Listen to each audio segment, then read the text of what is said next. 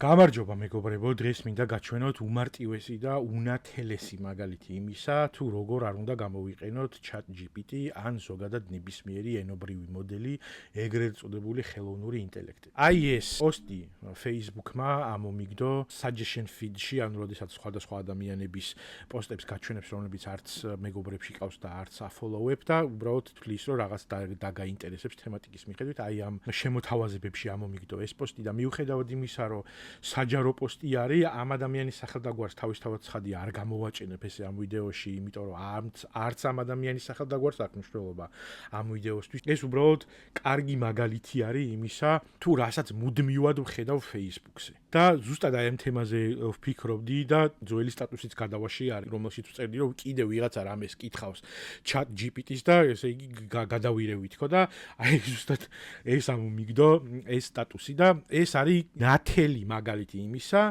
თუ როგორ არ უნდა გამოვიყენოთ დიდი ენობრივი მოდელები, ანუ ხელოვნური ინტელექტი.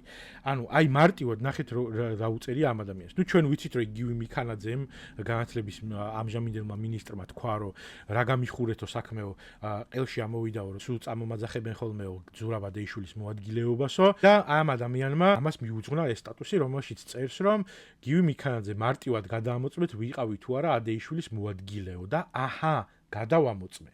მოვიძიე ვიკიპედიაში მიქანაძის და ადეიშვილის CV-ები, გადავამოწმე Google-ში, ასევე სამ ხელოვნურ ინტელექტში: GPT, DeepSeek და Claude. დანარჩენი უკვე იქ მნიშვნელოვანი აღარ არის, აი აქ მთავარი ეს დავალება და აი ეს ძიება research-ის თემაზე მინდა რომ გავამახვილო ყურადღება, რომ აი ესეთი უმარტივესი ინფორმაციის მოსაძიებლად რა საჭირო არის სამი ენობრივი მოდელის გამოყენება. ორი ადამიანის სამუშაო თარიღები გაქვს. რომ მუშაობდა ამ თვიდან ამ თვემდე ერთი ადამიანი და მეორე ადამიანი ამ თვიდან ამ თვემდე. და უნდა შეადარო მე ესენი ერთმანეთს ემთხვეოდნენ თუ არა და უწევდათ თუ არა ერთად მუშაობა. აი ამისთვის სამი ხელოვნური ინტელექტი რა საჭიროა, მაგრამ საქმე ის არის და აი ეს კარგად ასახავს იმ მანკიერ მიდგომას, რომელიც განსაკუთრებით კარგად ჩანს უკვე სოციალურ ქსელებში და განსაკუთრებით Facebook-ზე. ადამიანებს ატომღაც ჰგონიათ,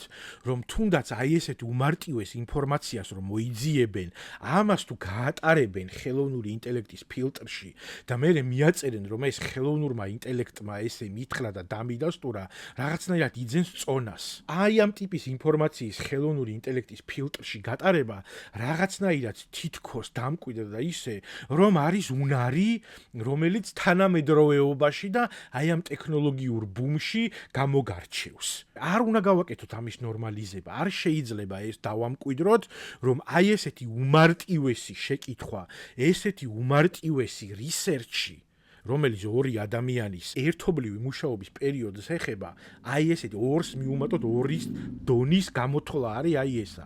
და ამისთვის არ შეიძლება რომ გამოვიყენოთ სამი ხელოვნური ინტელექტი, მარტო იმიტომ რომ ამას Facebook-ზე რო დადებს სტატუსად, ვიღაცა ადამიანს უფრო მეტად წონიანი არგუმენტი ეგონოს. ამის ნორმალიზება ჩვენ თვითონვე არ უნდა გავაკეთოთ.